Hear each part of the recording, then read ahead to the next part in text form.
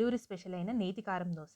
ఈ నేతి కారం దోశను చేసుకోవడానికి కావాల్సిన ఇంగ్రీడియంట్స్, అలాగే ఈ కారం చట్నీ ప్రిపరేషన్కి ఇంగ్రీడియంట్స్ని, దాని ప్రాసెస్ని క్లియర్గా ఈ వీడియోలో మీకు చూపించబోతున్నాను. వీడియోని స్కిప్ చేయకుండా ఎండ్ వరకు కూడా చూడండి. అలాగే చెప్పే టిప్స్ అన్నిటిని ఫాలో అవ్వండి. సేమ్ అక్కడ వాళ్ళు చేసినంతలాంటి టేస్టీ కారం దోశను ఎలా తయారు చేసుకోవాలో నేను మీకు చూపిస్తాను. ఇప్పటివరకు అమ్మతో వంట ఛానల్ ఎవరైనా ఫస్ట్ టైం కనుక చూసినట్టయితే మన ఛానల్ తప్పకుండా సబ్స్క్రైబ్ చేయండి. పక్కన ఉన్న బెల్ ఐకాన్ని కూడా ప్రెస్ చేయండి. ఇప్పుడు దీని ప్రాసెస్ని చూద్దాం. మొదటగా కారం చట్నీ ప్రిపరేషన్ని చూద్దాం. ఈ కారం చట్నీ కోసము 150 గ్రామ్స్ ఎండుమిర్చీలు, ఒక 3 టమాటాలు, అలాగే ఒక ఆనియన్, ఈ మూడింటిని తీసుకోవాల్సి ఉంటుంది మెయిన్గా. ఇందులోకి వేయాల్సిన ఇంగ్రీడియంట్స్, ఒక స్పూన్ జీలకర్ర, అలాగే ఓ స్పూన్ ధనియాలు. వీటన్నింటినీ కూడా మిక్సీ పట్టుకొని మనం కారం పేస్ట్ని తయారు చేసుకోవాలి. ఫస్ట్ మనకు మిక్సీ పట్టుకోవడం కోసం అన్నీ ఒకటేసారి వేస్తే ఎండుమిర్చీలు అనేవి త్వరగా మిక్సీ అవ్వవు. అందుకని ఫస్ట్ ఈ ఎండుమిర్చీలని, అలాగే ధనియాలు, జీలకర్రని, ఈ మూడింటిని ఫస్ట్ కాస్త సాల్ట్ వేసుకొని మిక్సీ పట్టుకోవాల్సి ఉంటుంది. ఇప్పుడు దీంట్లోకి మనకు రుచికి సరిపడినంత సాల్ట్ వేసుకోండి. 1 స్పూన్ క్రిస్టల్ సాల్ట్ వేసుకుంటే సరిపోతుంది. ఇప్పుడు ఫస్ట్ దీన్ని మిక్సీ పట్టుకుందాము. ఇలా ఫైన్ పౌడర్ లాగా మిక్సీ పట్టుకోవాల్సి ఉంటుంది. ఇప్పుడు ఈ మిర్చీలని ఇలా పౌడర్లా చేసుకున్న తర్వాత దీంట్లోకి టమాటా ముక్కల్ని, అలాగే కట్ చేసుకున్న ఉల్లిపాయ ముక్కల్ని కూడా వేసి మిక్సీ పట్టుకోవాలి.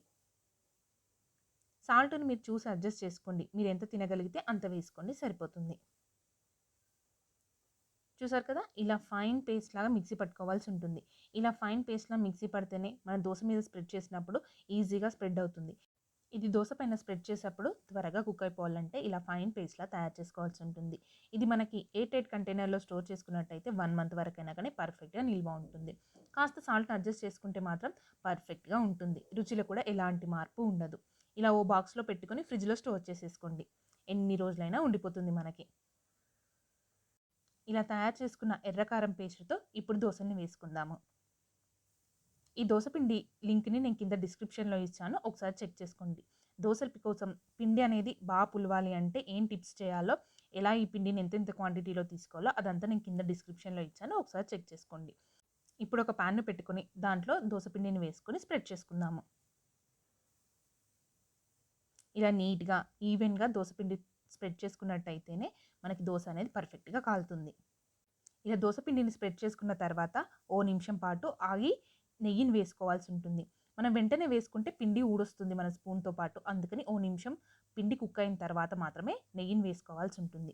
ఇప్పుడు ఇలా నెయ్యి వేసుకున్న తర్వాత ఓ నిమిషం తర్వాత ఈ ఎర్రకారం పేస్ట్ ఉంటుంది కదా, దీన్ని దోశ పైన ఈవెన్గా స్ప్రెడ్ చేసుకోండి. మీరు తినగలిగేంత కారంతో ఈ పేస్ట్ని వేసుకుని దోశ మొత్తం స్ప్రెడ్ చేసుకోవాల్సి ఉంటుంది. కొందరికి కారం ఎక్కువగా ఇష్టపడతారు, వాళ్ళైతే కాస్త ఎక్కువ వేసుకోండి. కారం తక్కువ తినే వాళ్ళైతే ఒక స్పూన్ వేసుకుంటే దోశ మొత్తానికి సరిపోతుంది.